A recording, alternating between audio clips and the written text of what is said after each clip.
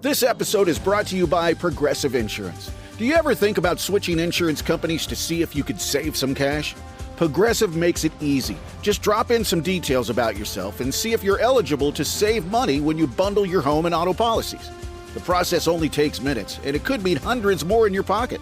Visit Progressive.com after this episode to see if you could save. Progressive Casualty Insurance Company and Affiliates. Potential savings will vary. Not available in all states.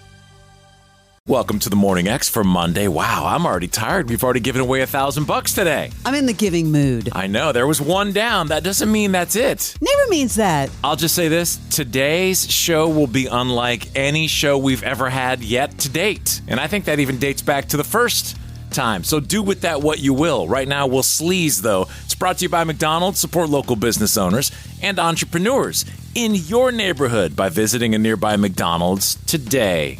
Kind of sad news for Kevin Costner. His Horizon, an American Saga, he envisioned it as a 4-film saga, but I don't think it's ever going to see the finish line. The world did not envision it as 4. I know. Hi, everyone. I just want to reach out and let you know that after this long year and a half of working on Horizon and doing all the things that's required and thinking about Yellowstone, that beloved series that I love, that I know you love, I just realized that I'm not going to be able to continue season 5B or into the future. It was something that really changed me. I loved it, and I know you loved it. And I just wanted to let you know that I won't be returning. And I love the relationship we've been able to develop, and I'll see you at the movies. Yeah, I'm not sure if he's talking about not returning to his beloved Yellowstone or if he really is talking about Horizon, an American Saga. That's very cryptic. I wonder if that is something maybe that's just recirculating around. I don't know, because I don't watch either of those things. One day I will get you into the Yellowstone universe. No, I tried. So maybe he's talking about, well, we know he's not coming back to Yellowstone, right? Is that new news? Yeah, it's down. Well, yeah, because, you know. Because, yeah, issues. He left us, yes. Pete Davidson was on the Theo Von podcast. I love this. He is defending Pedro Pascal. You know how in Hollywood that builds you up just to bring you down? How now everyone's saying he's everywhere. Way to go, Pete. Daddy. Yeah. Daddy. Right?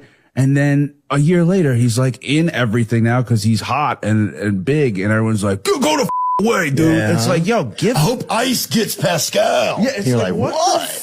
Dude, it's also just like you got to give someone time to adjust to that new level of fame. It's not his fault that he's everywhere. He does a lot of films. He doesn't know when they're going to be released. I mean, come on. That is weird when they blame the artist or the actor. You know, it's like, yeah, he probably did some of these 3 years ago. Priscilla Presley has been making the rounds, of course, because of her memoir. She was on the Tamron Hall show getting candid, of course, about Elvis. But then she drops this nugget about who she once dated. No one could match Elvis. I'm sorry. I mean, and I don't mean to put men in up to him. It's just my life was so different with him. But I think people understand that, to be quite honest. I know you dated and you talk about it in the book. Mm-hmm. But to be honest with you, I can't imagine being someone coming to see Priscilla Presley knowing forever you are dating Elvis Presley's wife or trying to marry. That has come up before. I mean, but that's, I dated Nigel Lithgow. You did? Yeah.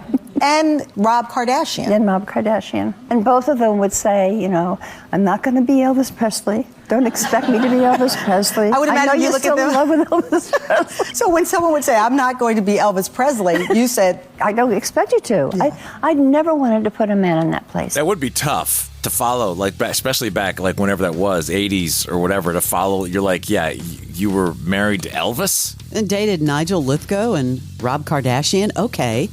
Alanis Morissette was on with Kelly Clarkson, talking a little bit about You Oughta Know. Then they break out into a duet. I'm just having a vision of my landlord before Jagged Little Pill came out. Was lovely enough. We had a great interaction. And then after You Oughta Know was released, I came by to pick up some stuff, and she ran into me and she said, I just have to tell you that I didn't like your music when it first came out. And then I got divorced. The thing that I'm focused on is picturing her living in some tiny apartment, and that album's released, and then all of a sudden it blows up. She's like, I'm out. And the landlord's like, yeah, I never really liked your music. Okay. Well, we now have a date for the Social Network follow-up. Remember we talked about this? Sony Pictures and Aaron Sorkin. The Social Network, it's called The Social Reckoning. Actually like that name. Set for October 9th, 2026. Next year. Here's the cast. Jeremy Strong will play Mark Zuckerberg. I get that, don't you? Mickey Madison will portray the whistleblower, Francis Hagen. Also, Jeremy Allen White will play the reporter, Jeff Horowitz. And then he's the guy, if you remember, that had all those articles called the Facebook Files. It's going to be really interesting that they're coming back and doing this, but I think the timing actually is really good. I thought that the story was wrapped up the first time. Was there some sort of cliffhanger? Yeah, I think this is all about exposing the inner workings and the multiple harms caused by Facebook. Bombshell story. I don't know if you've been following this, but remember the two guys, Wade Robson and James Safechuck, who are accusing Michael Jackson and seeking a massive payout over sexual abuse allegations that they made against him. They are pursuing $400 million in damages. Yeah, a wide-ranging motion filed just a few weeks ago. Paris Jackson, who of course is the beneficiary of the estate, doesn't want her late father's executors paying the legal fees. So this is going to get really, really, really tough. But it's happening now.